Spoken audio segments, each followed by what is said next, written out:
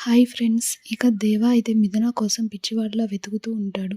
చివరికి తనకిష్టం లేకపోయినా సరే దేవుడి దగ్గర తన మనసులో ఉన్న బాధను బయటపెట్టుకొని మిథున కనిపించడానికి ఏదో ఒక దారిని చూపించమని తన చేతిని అక్కడున్న త్రిశూలానికి గట్టిగా గుచ్చి రక్తం వచ్చేలాగా గుచ్చుకుంటూ ఉంటాడు. ఇక మిథున అయితే దేవాని చూసి ఎలా అయినా సరే తను ఇక్కడే ఉందని దేవాకి తెలియడం కోసం ఒక వైట్ క్లాత్‌ని తీసుకొని తన చేతిలో తన చేతి నుంచి వస్తున్న రక్తంతో దేవ, మిథున అని చెప్పి లవ్ సింబల్ వేసి దేవ మీదకు వెళ్ళేలా విసిరి కొడుతుంది. ఇంక దేవ అయితే దేవుడి దగ్గర తన బాధను చెప్పుకుంటూ ఉండగా అనుకోకుండా గాల్లో వచ్చిన కర్చీఫ్ దేవ చేతి మీద పడుతుంది. వచ్చిన కర్చీఫ్ దేవ చేతి మీద పడుతుంది. దాని మీద రక్తంతో రాసున్న మిథున పేరు కనిపిస్తుంది. ఒక్కసారిగా దేవ తన బాధనంతా పోయి ఒక రకమైన సంతోషం వస్తుంది. ఈ కర్చీఫ్‌ని చూసి నా మిథున ఇక్కడే ఉంది, ఇక్కడే ఉంది. నాకు తెలుసు తను ఇక్కడే ఉందని. నాకు తెలియడం కోసమే ఈ కర్చీఫ్ నా మీద వేసిందని చెప్పి ఇక దేవ అయితే చుట్టుపక్కల మొత్తం వెతుకుతూ ఉంటాడు. ఇక్కడ చూస్తే మిథున తలకి తగిలిన గాయం, అలాగే చేతి నుంచి పోతున్న బ్లడ్ వల్ల తను అక్కడికక్కడే స్పృహ కోల్పోతుంది. చిన్నగా తను కళ్ళు తిరిగి కింద పడిపోతూ ఉంటే ఇక దేవాకి తను ఎక్కడ కనిపించకుండా పోతుందా అని తన చెయ్యి కనిపించేలా కిటికీ దగ్గరే తన చేతిని అలాగే కనిపించేలా పెడుతుంది మిథున. ఇక దేవ అనుకోకుండా విండోలో నుంచి మిథున చేతినైతే చూస్తాడు. చేతి నిండా రక్తంతో కనిపిస్తున్న ఆ చేతిని చూసి మిథున, మిథున అంటూ ఉంటాడు. నా మిథున ఇక్కడే ఉంది. తనే నా మిథున అని చెప్పి ఇక దేవ అయితే లోపలికి వెళ్ళడానికి చుట్టుపక్కల మొత్తం చూస్తాడు. అక్కడ అంతా కూడా ఐరన్ లెగ్స్‌తో ఫుల్ సెక్యూరిటీతో ఉంటుంది. ఆ ఇల్లైతే ఇక లోపలికి ఎలా వెళ్ళాలో అర్థం కాక దేవ చాలా ఆవేశంగా గేట్‌ని ఒక్క తన్ను తంతాడు. ఒక్కసారిగా రౌడీలు దేవ మీదకి వస్తూ ఉంటారు. ఇక దేవ అయితే మిథునని వాళ్ళు కిడ్నాప్ చేశారన్న ఆవేశంతో ఆ రౌడీలందరినీ కూడా చితకబాదుతాడు. రౌడీలు చాలా వరకు దేవాతో ఫైట్ చేస్తారు. కానీ ఆవేశంలో ఉన్న దేవ ఒక్క రౌడీని కూడా పైకి లేవనీయకుండా బాగా కొట్టేస్తాడు. ఇక దేవ చాలా ఫాస్ట్‌గా తలుపులు తన్ని లోపలికి వెళ్తాడు. అక్కడ పడి ఉన్న మిథునని చూసి చాలా కంగారుగా మిథి ఏమైంది నీకు? ఎలా ఉంది? ఏంటి ఇదంతా? నా వల్లే నీ మెడలో తాళి కట్టి ఉండకపోతే నీకు ఇలాంటి పరిస్థితి వచ్చేదే కాదు. ఇది నేను చేసిన పని వల్లే అని చెప్పి ఇక దేవ అయితే మిథునని చాలా బాధ పెడుతూ పైకి లేపుతూ ఉంటాడు. ఇక మిథున దేవ తన కోసం ఏడుస్తున్నా అన్నట్లు చిన్నగా కళ్ళు తెరిచి చూస్తుంది. అది చూసిన మిథున దేవ వచ్చేసాడు. ఇక నాకేం కాదు. దేవ నన్ను ఇక్కడి నుంచి తీసుకువెళ్ళిపోతాడు. దేవ నాకు భయంగా ఉంది. దేవ చాలా భయంగా ఉంది అని చెప్పి ఇక దేవ మెడకి తన చేతుల్ని చుట్టి చొక్కాని గట్టిగా పట్టుకుంటుంది మిథున. అలా మిథున నిదానంగా స్పృహ కోల్పోతుంది. ఇక దేవ అయితే 2 చేతులతో మిథునని ఎత్తుకొని కిందకు వస్తూ ఉంటాడు. ఇంతలో రౌడీలైతే మిథున కోసం దేవాని చుట్టుముడుతూనే ఉంటారు. కానీ దేవ వాళ్ళందరినీ కూడా తంతు ఇక మిథునని అక్కడి నుంచి తన 2 చేతులతో పక్కన ఉన్న హాస్పిటల్‌కి పరిగెత్తుకుంటూ తీసుకొని వెళ్తాడు. అక్కడ ఉన్న వాళ్ళు మిథునని చూసి ఏమైంది? ఏమైంది? అంటుంటే డాక్టర్ నా భార్యని కాపాడండి. తను లేవలేకపోతుంది. ఒకసారి చూడండి అని చెప్పి ఇక దేవ గట్టిగా అరుస్తాడు. దేవ నా భార్యని కాపాడండి అన్న మాట మిథున చెవిలో పడుతుంది. అంత స్పృహ కోల్పోయిన మిథున కూడా మనసులో నవ్వుకుంటుంది. ఇక డాక్టర్లయితే మిథునకి ట్రీట్మెంట్ చేయడం మొదలు పెడతారు.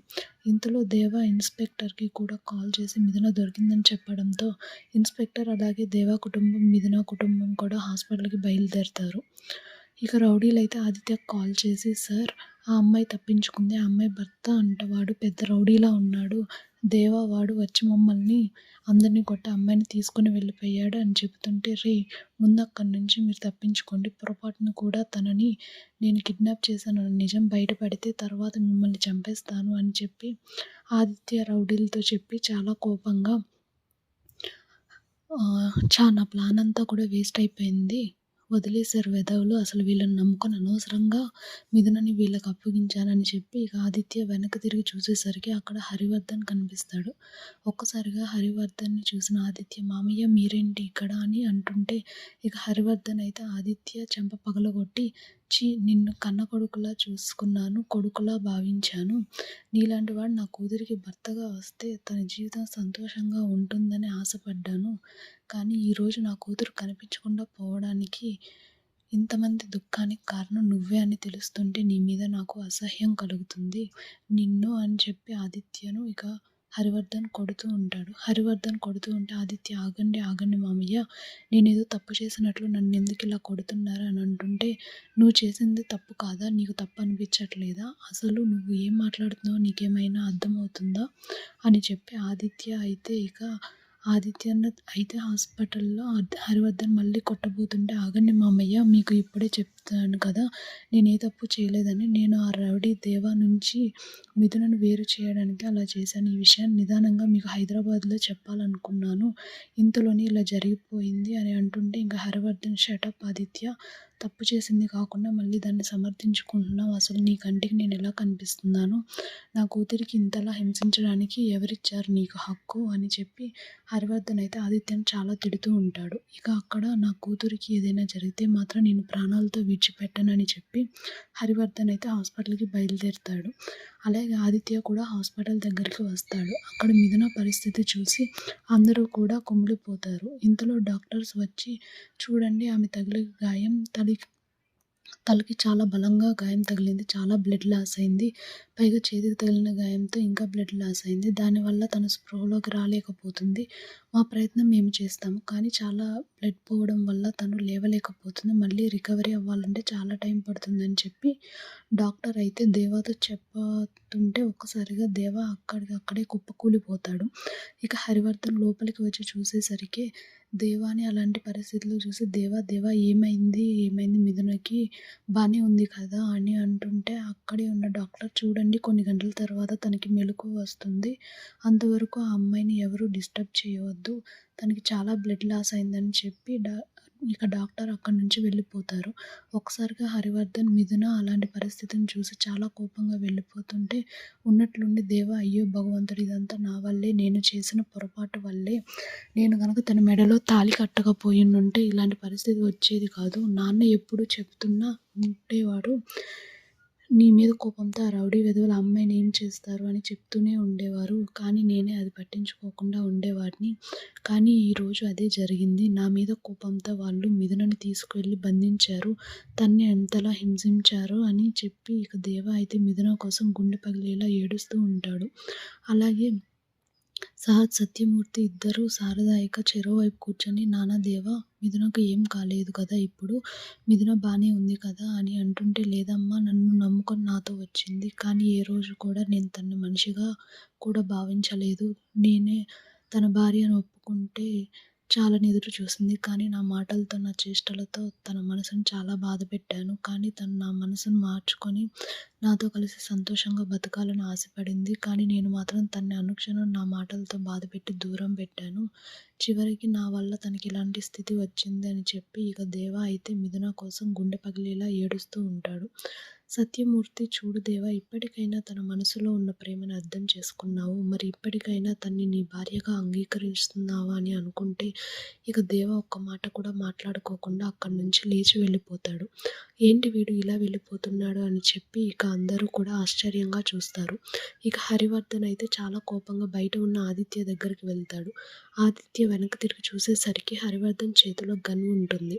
ఆదిత్యకు షూట్ చేయడం కోసం ఇక గన్ పెట్టడంతో ఒక్కసారిగా ఆదిత్య, ఏంటి అంకుల్, ఏం చేస్తున్నారు? అసలు మీరు ఏం చేస్తున్నారో మీకేమైనా అర్థం అవుతుందా అని అంటుంటే ఇక హరివర్ధన్, నోరు ముయ్యి, నేను నిన్ను ఎంతగా నమ్మాను. నా కూతురికి కిడ్నాప్ చేసి నా కూతురు ఇలాంటి స్థితికి రావడానికి కారణమయ్యావు. నిన్ను ప్రాణాలతో వదిలేస్తానని ఎలా అనుకుంటున్నావు అని చెప్పి హరివర్ధన్ అయితే ఇక ఆదిత్య గన్ షూట్ పెట్టబోతుంటే ఇంతలో త్రిపుర పరిగెత్తుకుంటూ వచ్చి, మామయ్య గారు, మామయ్య గారు, ఆగండి, ఏమైంది? అయినా దేవ మీద కోపంతో ఉన్న రౌడీలు మిథునని కిడ్నాప్ చేస్తే మీరేంటి ఆదిత్యని చంపాలనుకుంటున్నారు? ఇదేదో ఆ దేవాన్ని చంపి పుణ్యం కట్టుకోండి. కనీసం మీ కూతురు సంతోషంగా అయినా మన ఇంట్లో ఉంటుంది అని చెప్పి ఇక త్రిపుర మాట్లాడుతూ ఉంటే, షటప్ త్రిపుర, ఇంకొక మాట మాట్లాడావంటే వీడితో పాటు నిన్ను కూడా షూట్ చేసి పడేస్తాను. కోడలివని కూడా చూడను అని అంటుంటే, మామయ్య ఏం మాట్లాడుతున్నారు? నన్ను చంపడం ఏంటి అసలు? మీరెందుకు ఇలా మాట్లాడుతున్నారు? మీకెందుకు ఆదిత్య మీద ఇంత కోపం వచ్చింది అని అడుగుతుంటే, ఎందుకంటే నా కూతురి మీద ఇలా అవ్వడానికి కారణం ఇదిగో వీడే అని చెప్పి హరివర్ధన్ అయితే గన్‌ని మరింత దగ్గరగా తీసుకువెళ్తాడు. ఒక్కసారిగా త్రిపుర షాక్ అయిపోతుంది. ఆదిత్య ఏం జరుగుతుందిక్కడ? విద్యని కిడ్నాప్ చేసింది నువ్వా? అని అంటుంటే ఇక ఆదిత్య ఒక్క మాట కూడా మాట్లాడకుండా సైలెంట్‌గా తలదించుకుంటాడు. ఇక త్రిపుర అర్థం చేసుకొని చూడండి మామయ్య, ఆదిత్య చిన్నప్పటి నుంచి మిథునని ఎంతగానో ప్రేమించాడు. మిథునని తన భార్య అనుకొని ఎంతగానో కలలు కన్నాడు. కానీ ఒక్కసారిగా ఆ రౌడీగాడు మిథున మెడలో తాళి కట్టి తన కళ్ళని చెదిరిపోయేలా చేశాడు. మరి అంత బాధను గుండెల్లో పెట్టుకున్న ఆదిత్య మిథున కోసం తన్ని దక్కించుకోవడం కోసం ఇలా చేసి ఉంటాడు. ఒక్కసారి ఆలోచించండి. దేవ మిథున మెడలో తాళి కట్టి చాలా పెద్ద తప్పు చేశాడు. కానీ ఆదిత్య మిథున ప్రాణానికి ప్రాణంగా ప్రేమించాడు. తన్ని పెళ్లి చేసుకొని తనతో జీవితాన్ని పంచుకోవాలని ఆశపడ్డాడు.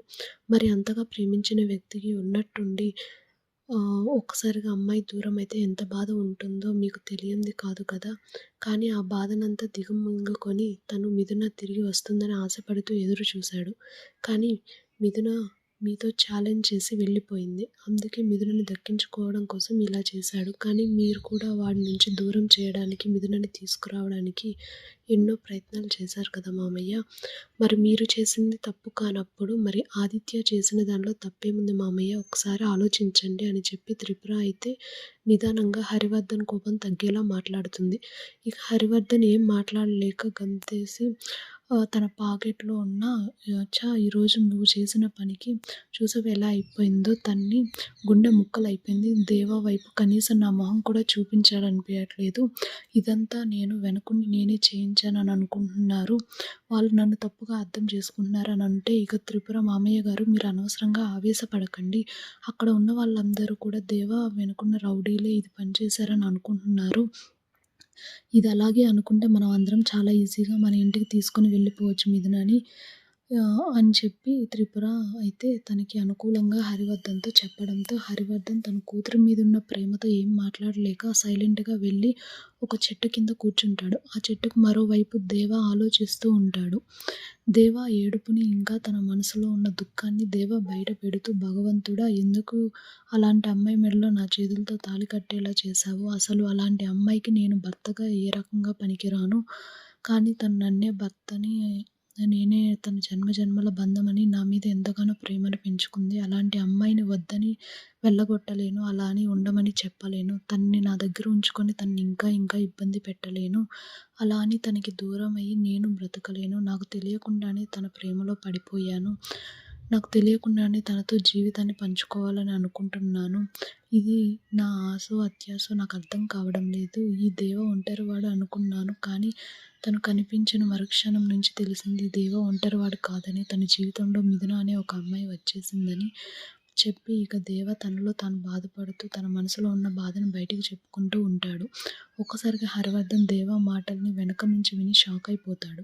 వీళ్ళిద్దరి మధ్య చాలా ప్రేమ ఉంది. కానీ అది అర్థం చేసుకోకుండా వీళ్ళిద్దరిని విడగొట్టాలని అనుకుంటున్నాను. నేను చాలా తప్పు చేస్తున్నా అని చెప్పి హరివర్ధన్ ఆలోచనలో పడిపోతాడు. ఉన్నట్టుండి శారద మిథున ఒలిక్కి మెలికగా వచ్చిందని పిలవడంతో ఒక్కసారిగా శారద పిలుపుకి హరివర్ధన్ అలాగే దేవ ఇద్దరు కూడా పరుగులు తీస్తారు. కానీ హరివర్ధన్ కంటే దేవ ముందుగా లోపలికి వెళ్ళి మిథున మిథున అని చెప్పి ఇక మిథున విన్న గదిలోకి వెళ్తాడు. ఇక మిథున కళ్ళు తెరిచి దేవ చెప్పి ఇంకా చేతిని ముందుకు అంటుంది. మిథున వెళ్ళి చేయి పట్టుకొని ఎందుకిలా చేశావు? నీకేమన్నా జరిగితే చూడు చేతికి ఎంత బలంగా గాయం తగిలింది. ఇదంతా నా వల్లే. అందుకే నీకు ఎన్నిసార్లు చెప్పాను నాతో నీకు ఇట్లాంటి ఇబ్బందులే వస్తాయని. ఇదంతా వద్దు. నీ మెడలో నేను కట్టిన తాళిని తీసేసి సంతోషంగా నీ కన్నవాళ్ళతో వెళ్ళిపోమా. కానీ నువ్వు నా మాట వినిపించుకోకుండా నా దగ్గర మొండిగా ఉన్నావు. ఇప్పుడు ఎలాంటి స్థితికి చేరుకున్నావో చూశావా అని చెప్పి దేవ అడుగుతుంటే ఒక్కసారిగా మిథున చిన్నగా పైకి లేచి ఇక దేవ వద్దు ఇప్పుడు నువ్వు ఏం పైకి లేవక్కర్లేదు అలాగే పడుకో అని అంటుంటే లేదు నేను పైకి లేస్తానని చెప్పి మిథున చిన్నగా పైకి లేస్తుంది. దేవ దగ్గరికి వచ్చి దేవ బుగ్గ మీద ఒకటి కొడుతుంది. ఒక్కసారిగా దేవ అక్కడ ఉన్న వాళ్ళందరూ ఆశ్చర్యంగా చూస్తారు. నీ కంటికి నేను ఎలా కనిపిస్తున్నానేంటి?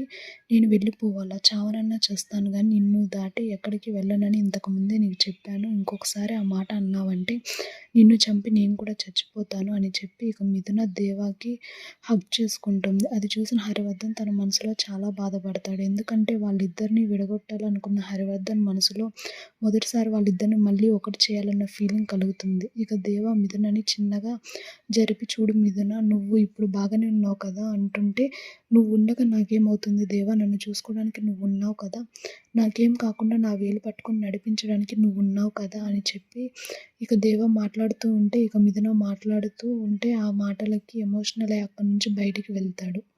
ఇక శారద, లలిత కుటుంబ సభ్యులందరూ మిథున చుట్టూ చేరుతారు. ఇక మిథున తల మీద నిమురుతూ, "అమ్మ మిథున, నీకు బానే ఉంది కదా, ఏమైపోతుందా అని అల్లుడు గారు ఎంత కంగారు పడ్డారు" అని అంటుంటే, ఇక శారద, "అవునవును మిథున, వాడు నువ్వు కనిపించిన క్షణం నుంచి నిద్ర లేదు, కనీసం గుక్కెడు మంచినీళ్ళు కూడా తాగలేదు, నీకోసం పిచ్చివాడిలా వెతుకుతున్నాడని చెప్పి శారద కూడా చెప్పిన మాటలకి మిథున చాలా ఆనందపడుతుంది.